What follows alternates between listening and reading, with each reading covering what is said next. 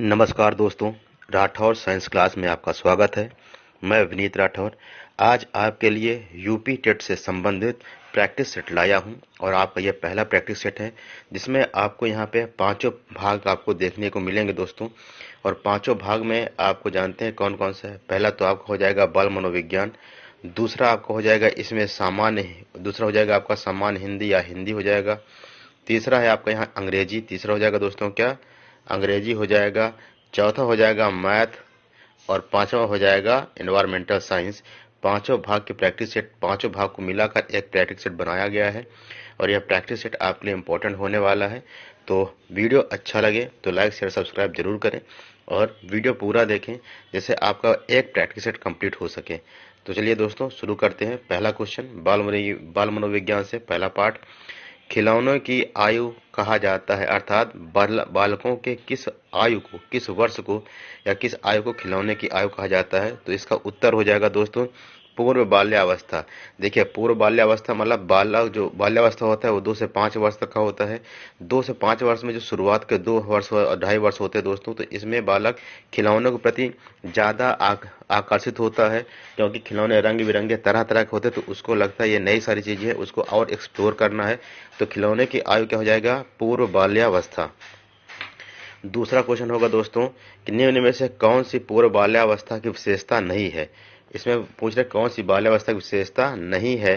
तो दल समूह में रहने की अवस्था, अनुकरण करने की अवस्था, प्रश्न करने की अवस्था, खेलने की अवस्था।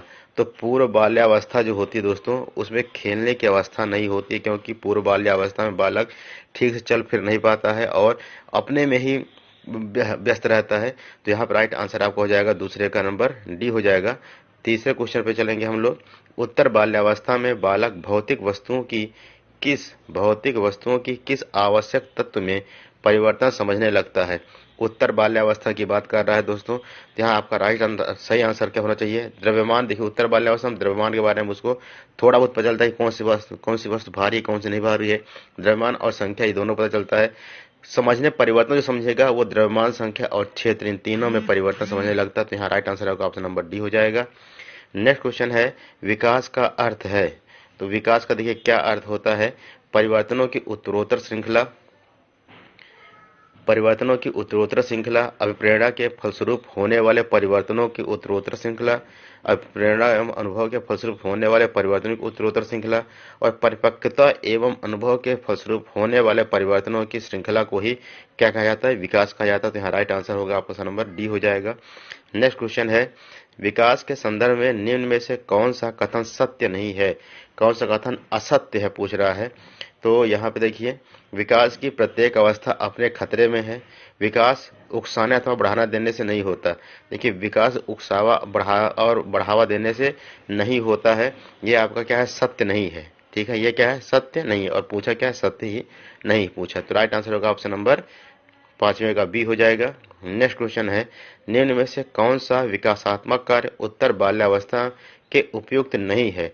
उत्तर बाल्यावस्था में कौन सा विकासात्मक कार्य नहीं होता है, यह पूछ रहा है। तो आपके पास चारों ऑप्शन में से देखिए सामान्य, पहला ऑप्शन है कि सामान्य खेलों के लिए आवश्यक शारीरिक कुशलताएं सीखना, पुरुषोचित या यथा, यहाँ ऐसा लिखा है या यथा होना चाहिए, स्त्रियोचित सामाजिक भूमिकाओं को प्राप्त करना, ये बाल्यावस्था में दोस्तों नहीं होता है।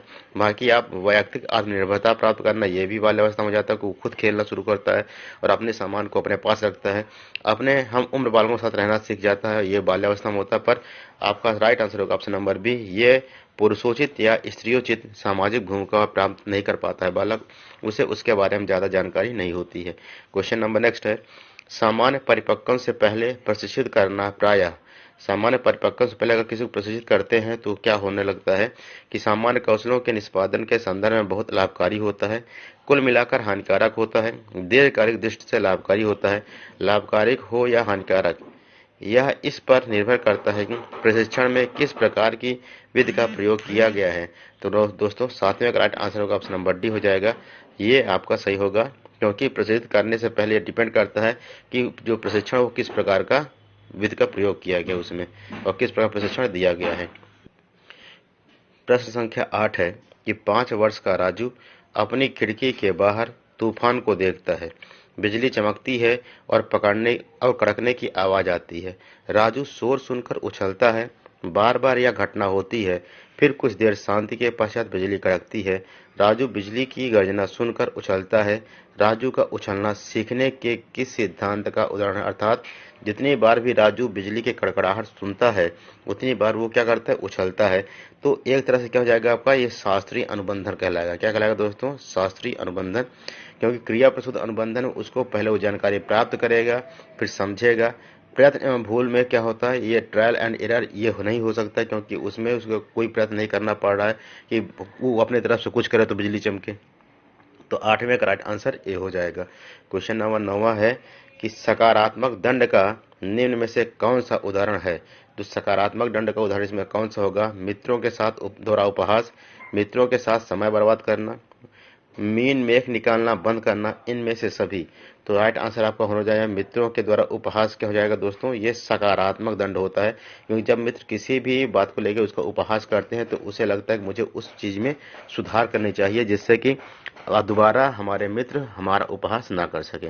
नेक्स्ट क्वेश्चन पे चलेंगे। निम्न में से कौन सा कथन अभिप्रेरणा एवं एक प्रक्रिया के संदर्भ में उपयुक्त नहीं है? अभिप्रेरणा एक प्रक्रिया के रूप में उपयुक्त नहीं है। तो यह व्यक्ति को लक्ष्य की ओर ले जाता है, यह व्यक्ति की शारीरिक आवश्यकताओं की संतुष्टि करता है, यह मनोविज्ञान आकांक्षा को प्राप्त करने का सहायता करता है, यह व्यक्ति को अप्रिय स्थिति से दूर रखता है। तो कह रहा है कि ये अभिप्रेरणा प्रक्रिया के संदर्भ में उपयुक्त नहीं है। तो आपका राइट आंसर होगा यह व्यक्ति को अप्रिय स्थिति से दूर रखता है। यहाँ पे सही हो जाएगा। क्वेश्चन नंबर नेक्स्ट है, किसी उद्दीपन के निरंतर दिए जाने से व्यवहार में होने वाला अस्थायी परिवर्तन कहलाता है। और किसी का उद्दीपन मतलब किसी को स्टिमुलस लगातार दिया जा रहा है तो उसके व्यवहार में जो परिवर्तन होता है अस्थायी परिवर्तन, वो क्या कहलाएगा? असभ्यता, अधिगम, अस्थायी अधिगम और अभिप्रेरण। तो यहाँ राइट आंसर होगा आपका असभ्यता। जो एक्चुअली क्या है कि जब किसी उद्दीपन को लगातार देंगे तो वो उस उद्दीपन में जो उसका जो परिवर्तन होगा वो धीरे धीरे वो सभ्यता से क्या हो जाएगा? हटता जाएगा और वो उस परिवर्तन को नहीं स्वीकार करेगा। तो ये आपका कहलाएगा असभ्यता। अभ्यस्तता परिवर्तन क्या हो जाएगा? ये अभ्यस्तता अभ्यस्तता मतलब लगातार उसको अभ्यास हो जाएगा। तो जब लगातार अभ्यास हो जाएगा दोस्तों तो यहाँ आपका ये राइट आंसर बन जाएगा, क्योंकि हम लगातार क्या दे रहे हैं? उद्दीपन दे रहे हैं, और उद्दीपन मतलब स्टिमुलस लगातार प्राप्त हो रहा है तो हमको धीरे धीरे वो चीजें प्राप्त होंगी। जैसे कि घंटी बजने पे कुत्ता क्या हो जाता है? तुरंत खाने के लिए बाहर आ जाता है। तो जितनी बार घंटी बजेगी उसका क्या अभ्यास हो जाएगा। अब घंटी बजे या ना बजे, घंटी बजेगी तो ही कुत्ता बाहर आएगा और नहीं बजेगी तो कुत्ता बाहर नहीं आएगा खाने के लिए। नेक्स्ट क्वेश्चन है कि विद्यार्थियों की अभिवृत्तियों में परिवर्तन के लिए निम्न में से किस विधि का प्रयोग अध्यापक को नहीं करना चाहिए? विद्यार्थियों में कोई परिवर्तन लाना है तो अध्यापक को क्या इसमें प्रयोग नहीं करना चाहिए? दबाव से किसी बात या विचार के लिए राजी करना। आपका यहाँ पर देखिए, किसी भी बालक को हम दबाव नहीं डाल सकते कि वो अपने विचार या किसी बात को मान जाए।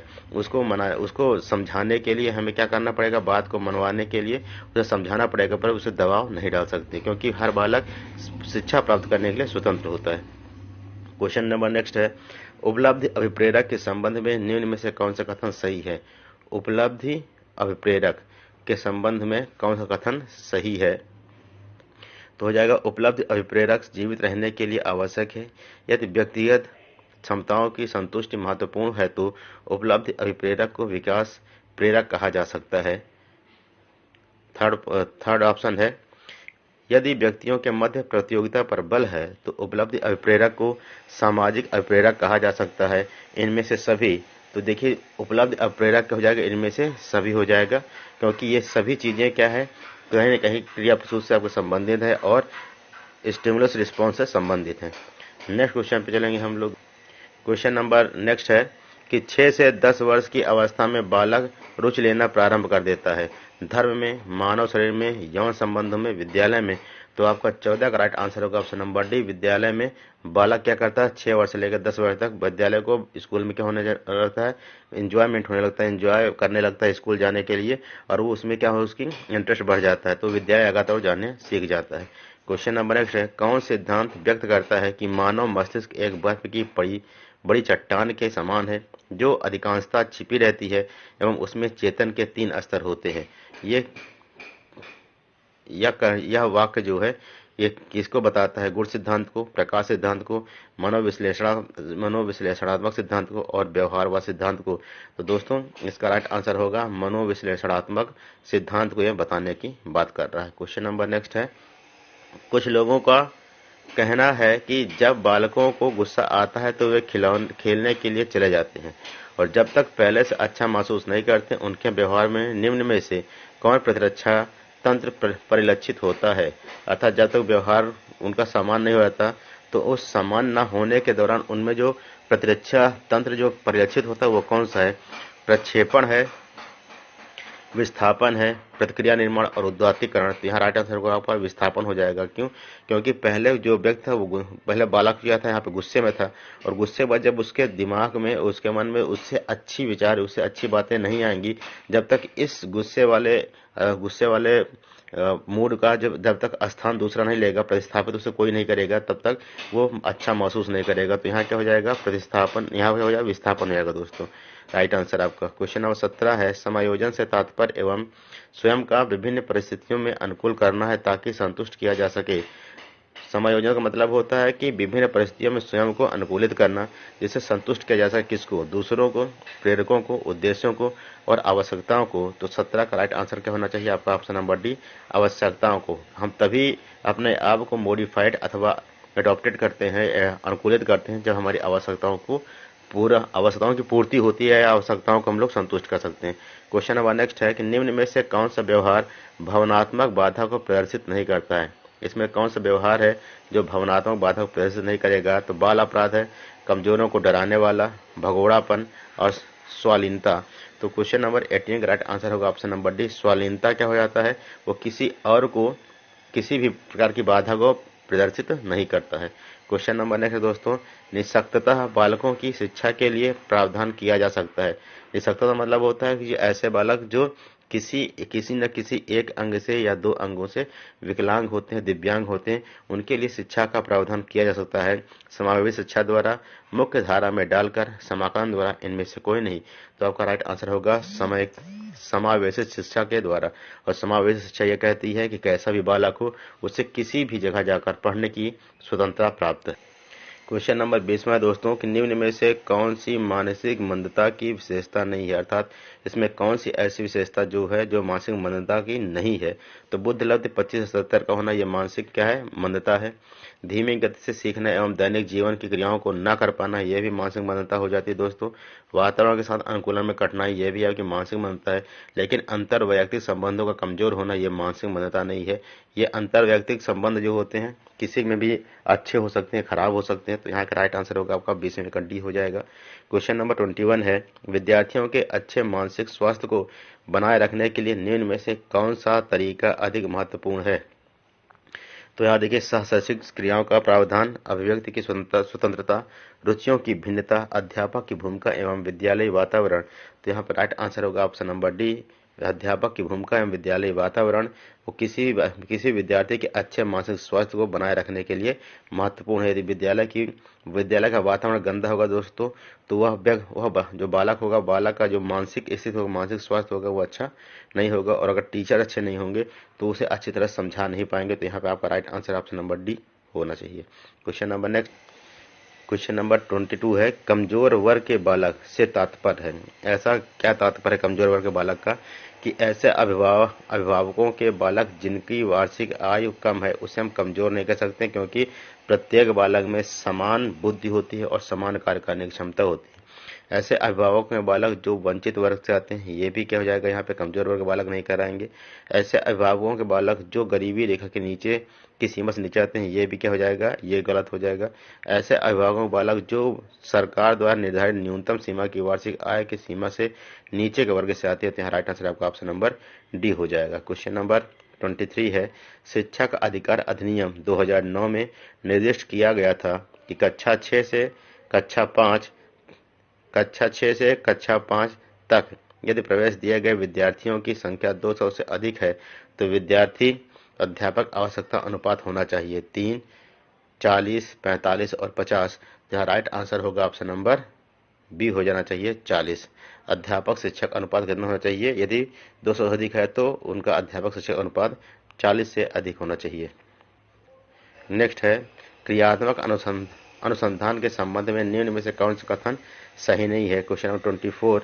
तो इसमें देखिए 4 ऑप्शन दिए हैं। चारों ऑप्शन में पहला है कि यह अध्यापकों एवं शिक्षा व्यवसाय से जुड़े लोगों द्वारा किया जाता है या किसी विशिष्ट समस्या के समाधान के लिए किया जाता है।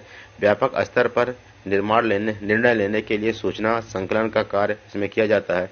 स्थानीय स्तर पर रोजमर्रा की आवश्यकताओं के समाधान के लिए क्रियात्मक अनुसंधान किए जाते हैं।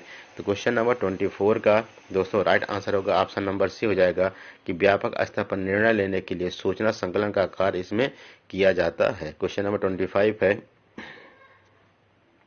निम्न में से कौन सा कथन शिक्षण के बारे में सत्य नहीं है। तो यहाँ देखिए 4 ऑप्शन है। पहला है शिक्षण में सुधार किया जा सकता है। शिक्षण औपचारिक एवं अनौपचारिक है।